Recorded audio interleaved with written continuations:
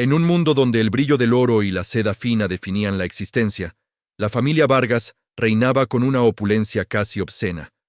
Ricardo Vargas, el patriarca, era un titán de los negocios, un hombre cuya fortuna se medía en cifras astronómicas y cuyo nombre resonaba en los círculos más exclusivos. Su vida era un desfile de éxitos, pero una sombra de preocupación se cernía sobre su alma. Su hijo, Alejandro. El joven heredero, criado entre lujos desmedidos, había cultivado una arrogancia tan vasta como la riqueza de su padre, careciendo de la empatía más elemental. Alejandro vivía en una burbuja de privilegios, donde los caprichos eran órdenes y la realidad una anécdota lejana. Su mansión, un palacio moderno de cristal y acero, se alzaba sobre la ciudad como un monumento a su fortuna, mientras que sus coches de alta gama y sus ropas de diseñador eran meros accesorios de su existencia hedonista. Ricardo observaba con creciente desazón cómo su hijo se distanciaba cada vez más de los valores que él, a pesar de su fortuna, aún intentaba preservar. La filantropía de Ricardo era una fachada para Alejandro, un mero trámite social. Un día, el incidente crucial ocurrió. La ciudad, bulliciosa y caótica, servía de telón de fondo. Alejandro, al volante de su flamante deportivo, se detuvo en un semáforo. Un grupo de niños de la calle, con rostros marcados por la dureza de la vida y ropas harapientas, se acercó a ofrecer sus servicios, intentando limpiar parabrisas con esperanza en sus ojos. Uno de ellos, un adolescente de mirada penetrante llamado Mateo, se acercó al coche de Alejandro. El joven heredero bajó la ventanilla con una mueca de desprecio. ¿Otra vez ustedes, parásitos?, espetó Alejandro, su voz cargada de desdén. Váyanse a buscar un trabajo de verdad. ¿No tienen nada mejor que hacer que molestar a la gente decente? Sacó un puñado de billetes arrugados de su bolsillo y, en lugar de entregárselos, los arrojó al suelo, dispersándolos por el asfalto mojado. Ahí tienen sus migajas por hoy. Ahora recójanlas y déjenme en paz. La humillación fue palpable. Los niños se quedaron inmóviles, sus ojos fijos en los billetes esparcidos y en el rostro burlón de Alejandro. Mateo, sin embargo, no bajó la mirada. Sus ojos, profundos y llenos de una mezcla de tristeza y un resentimiento silencioso, se clavaron en Alejandro, transmitiendo un mensaje mudo de dolor y dignidad herida. Ricardo, por una extraña coincidencia del destino, se encontraba en un coche cercano, atrapado en el mismo atasco. Fue testigo indirecto de la escena, observando con una vergüenza que le quemaba el alma. La decepción se apoderó de él. Esa noche la confrontación fue inevitable. ¿Qué te pasa, Alejandro? ¿No te das cuenta del daño que haces con tu actitud? Increpó Ricardo, su voz baja pero firme. Esos niños son seres humanos, no juguetes para tu diversión. Alejandro, recostado en un sofá de terciopelo, con una copa de coñac en la mano, respondió con una indiferencia pasmosa. Padre, son solo niños de la calle. Deberían trabajar más duro si quieren algo en la vida. Son una molestia, un estorbo para el tráfico y para la vista. No entiendo por qué te preocupas por ellos. La justificación de su hijo resonó en el amplio salón, cargada de una arrogancia que Ricardo ya no pudo soportar. El corazón del millonario se encogió. La brecha entre ellos era un abismo. Fue en ese instante que Ricardo, harto de la ceguera de su hijo, tomó una decisión radical, una que cambiaría sus vidas para siempre. Escúchame bien, Alejandro, dijo Ricardo, poniéndose de pie con una autoridad que no admitía réplicas. He intentado todo, pero ya no puedo más.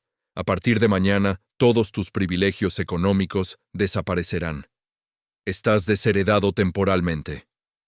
Quiero que experimentes la vida desde otra perspectiva, que aprendas el valor del esfuerzo y la empatía que tanto te falta.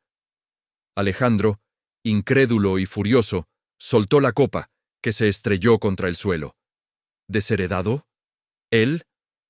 ¿Cómo se las arreglaría un joven que nunca había trabajado un día en su vida para sobrevivir en las calles que tanto despreciaba, sin un centavo en el bolsillo y sin el respaldo de su apellido? El mundo de lujos que conocía se desmoronaba ante sus ojos.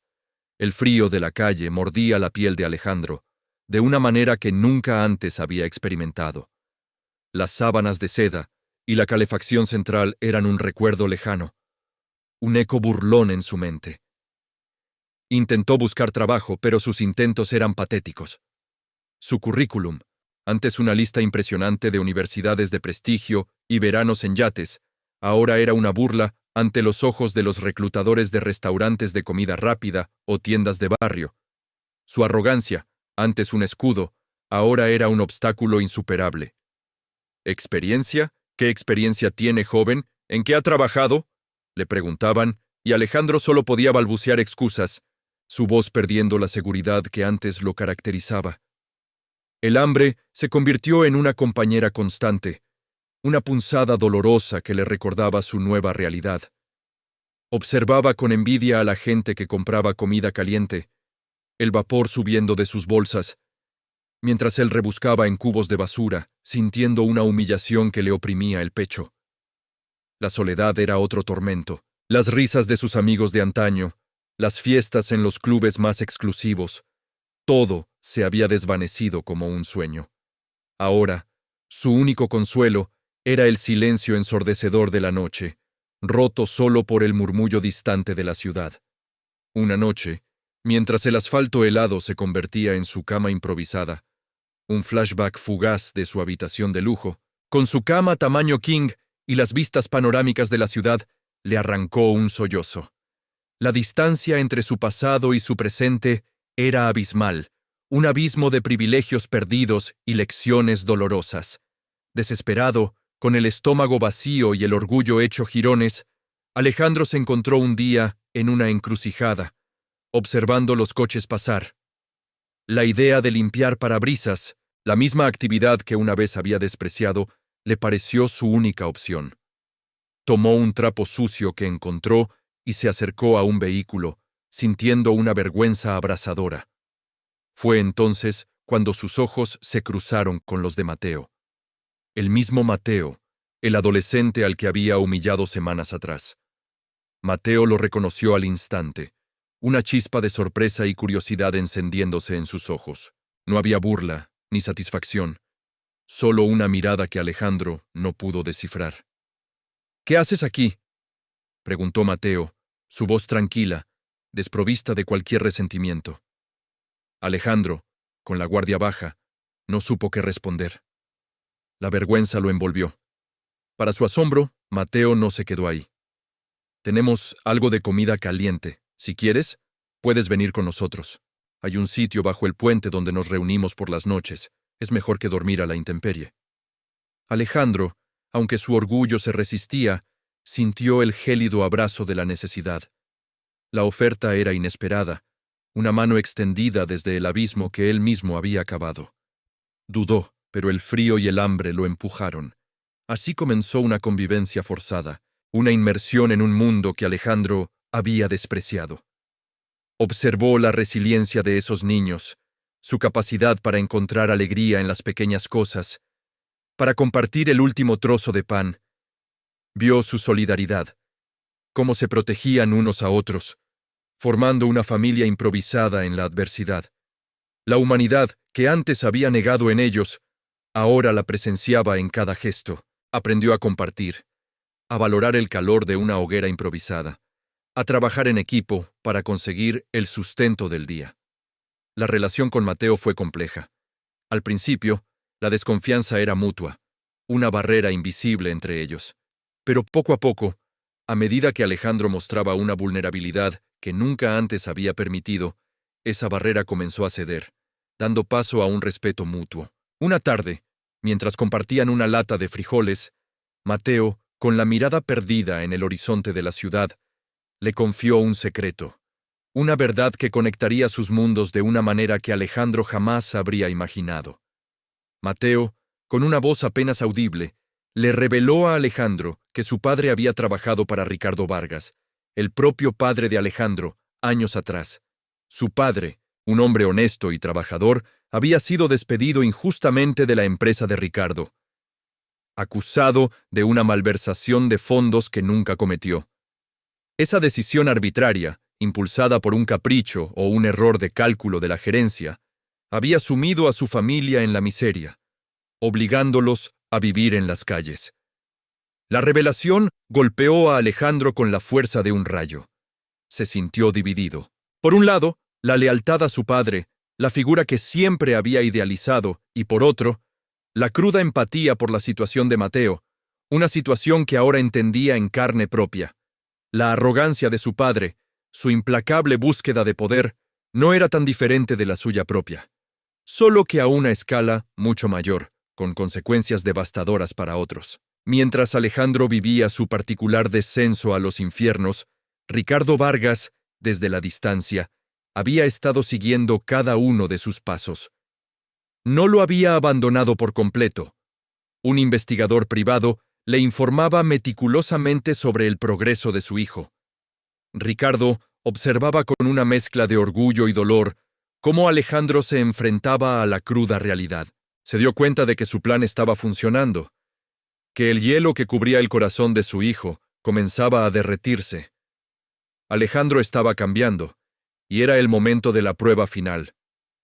Una tarde, mientras Alejandro intentaba vender periódicos en un semáforo, su viejo teléfono, que había logrado reparar con la ayuda de Mateo, vibró en su bolsillo. Era su padre. La voz de Ricardo, inusualmente suave, le ofreció una oportunidad de regresar a su vida anterior, a la comodidad y el lujo que había perdido.